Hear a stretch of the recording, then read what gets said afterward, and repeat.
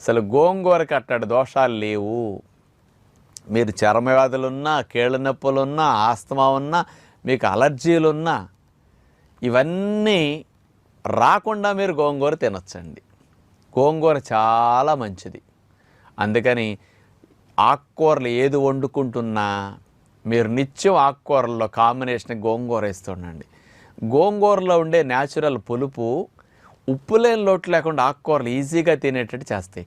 గోంగూర మీరు పాలకూర వండండి, తోటకూర వండివ్వండి, చుక్కకూర వండివ్వండి, ఇంక ఏదన్నా మెంతికూర ఇట్లా ఏది వండుతున్నా అందులో గోంగూర కొంచెం వేస్తూ ఉంటే మీకు ఆ వండినప్పుడు ఉప్పు ఎక్కువ వేయకుండా తక్కువ ఉప్పుతోనే టేస్ట్ వచ్చే మెకానిజం గోంగూర వల్ల ఉంటుందన్నమాట. ఆ పులుపుకుండే టెక్నిక్ అదనమాట. మన నాలుగుకి ఉప్పు ఎక్కువ లేకపోయినా తినగలిగేటట్టు ఈజీ అనిపిస్తాయి అన్నమాట ఇది. అందుకని రెగ్యులర్గా గోంగూర నేను వండుకు తినమంటాను సహజంగా. ఈ గోంగూర